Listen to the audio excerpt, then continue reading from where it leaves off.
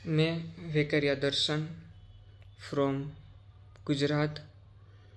मैं एक बीए में स्टूडेंट हूँ और मुझे 4 साल पहले मेरी स्टार्टिंग हुई थी पैनिक अटैक से एक दिन। तो फिर डायग्नोस कराया हॉस्पिटल जाके और रिपोर्ट्स किए तो पता चला कि depression anxiety with panic disorder है, इसलिए पैनिक अटैक्स आ रहे हैं।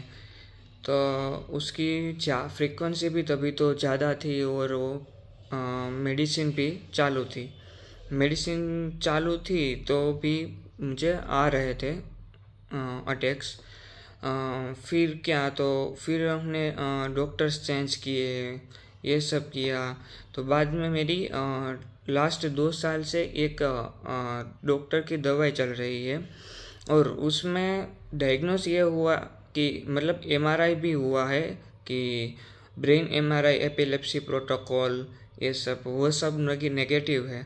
तो साइको डिसीज़ है। तो उसमें सेरोटोनिन का सेक्रेशन ब्रेन के लिए जो हैप्पी हार्मोन कहते हैं वो मुझे कम सेक्रेट हो रहा है और कभी कभार सेक्रेट हो ही नहीं रहा है। तो उसकी वजह से मुझे ये सब हो रहा है कि डिप्रेशन एंजाइटी, और उसकी वजह से कभी कभी पैनिक हो जाता हूँ और उसकी वजह से अटैक आते हैं। तो बाद में मुझे ट्रीटमेंट लेना शुरू किया और मैंने लास्ट 2 साल से वो ट्रीटमेंट लेना शुरू किया। तो ऐसे सारे ग्रुप ऑफ ड्रग्स जो सेरोटोनिन के ऊपर वर्क करता है, लेकिन मुझे ऐसे सारे ग्रुप ऑफ ड्रग्स से एलर्जी है, स्किन इरप्शन होता है और इसलिए उसकी वजह से डॉक्टर्स भी मजबूर थे कि वो मुझे चाहकर भी दे नहीं सकते कि इसको सेरोटोनिन की मेडिसिन दे और उसको जल्दी रिजल्ट या फ़ायदा मिले। तो वो एंटी डिप्रेशन ड्रग, फिर सेडेटिव ड्रग्स, बेंजोडाइज़ेपाइन्स वैसे ड्रग्स दे रहे थे।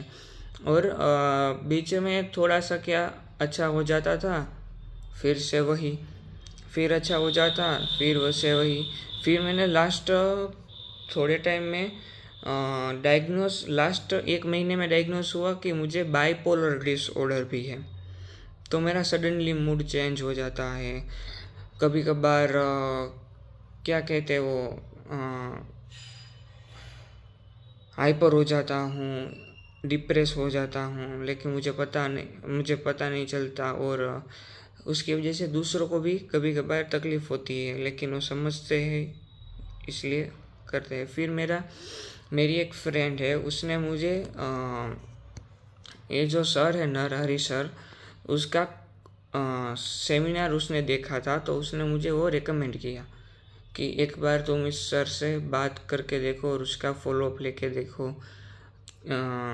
फिर मैंने सर ऐसे काम करते हैं, फिर मैंने सर का कांटेक्ट किया और वो रोज़ फॉलोअप लेना, मतलब सर से कांटेक्ट लिया, फिर उसको हिस्ट्री दी और वो सब किया। और सर ने वो जो पंचचक्षणी नाड़ी है उससे वो पता किया कि मुझे प्रॉब्लम्स क्या क्या है, मैंने तो कहा भी नहीं था। और उसने फिर वहाँ पे उस पे वर्क करना शुरू किया। सर ने वर्क करना शुरू किया, जो काम 4 साल से नहीं हो रहा था। पैनिक अटैक्स कंट्रोल में नहीं आ रहे थे, मूड डिसऑर्डर कंट्रोल में नहीं आ रहा था, डिप्रेशन कंट्रोल नहीं आ रहा था।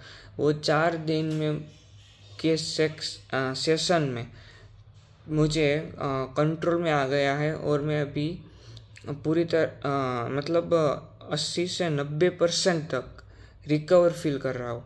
क्योंकि मैं अभी पहले ओवर थिंकिंग ज़्यादा करता था, छोटी सी बात लेकर ओवर थिंकिंग ज़्यादा करना, उसके वजह से सुसाइडल थॉट्स आना, फिर उसकी वजह से क्या वो सब आइडियाज़ सोचना। अभी मुझे ओवर थिंकिंग ही नहीं हो रहा है, मतलब ऐसा महसूस होता है कि होता है तो होता है, सब हमारे लिए ही नहीं होता। ऐसे विचार आते हैं, अच्छे विचार आते हैं, नेगेटिव थॉट्स नहीं आ रहे हैं। और सब ऐसे मन को शांत लग रहा है, मन को शांति मिल रही है। पहले मैं ज़्यादा हाइपर एक्टिव था, तो अभी कम मतलब नॉर्मल, कम्प्लीटली नॉर्मल हो चुका हूँ।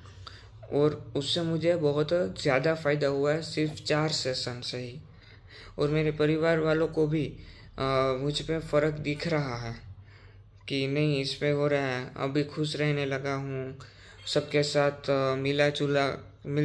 मिलकर रह सकता हूँ, हंस सकता हूँ। अभी तो पहले तो मैं 2-3-4 घंटे तक रोता था बिना किसी कारण के, बिना किसी रीज़न के। अभी मैं मतलब ऐसे रोता नहीं हूँ, बिना कारण के कुछ सोचता नहीं हूँ। मैं अपने काम पे ज़्यादा से ज़्यादा कंसंट्रेट कर रहा हूँ। मेरी अभी फाइनल एग्ज़ाम है, फाइनल ईयर की BMS की, तो उस पर मैं 1 महीना भी नहीं है मेरे पास, तो अभी मैं उस पर कंसंट्रेट कर पा रहा हूँ और पहले से ज़्यादा कर रहा हूँ, क्योंकि मैंने अगले 2 एग्ज़ाम तो दी ही है इस सिचुएशन में, लेकिन इसमें मैं ज़्यादा कंसंट्रेट कर रहा हूँ, कर सक रहा हूँ। और मैं रिज़ल्ट भी अच्छा आएगा ऐसा मुझे लगता है। और मैं रीडिंग भी कर पा रहा हूँ। और नींद, ज़्यादा क्वेश्चन था नींद का कि मुझे नींद की गोलियाँ लेनी पड़ती थी, क्लोनाज़ेपाम वो सब। अभी वो मुझे क्लोनाज़ेपाम वो सब लेना नहीं पड़ रहा है। तो इसलिए इस सर से मुझे बहुत फ़ायदा हुआ है, और मैं इस सर का बहुत बहुत शुक्रिया अदा करना चाहता हूँ मेरी फैमिली की तरफ से और सभी की तरफ से। Thank you so much sir.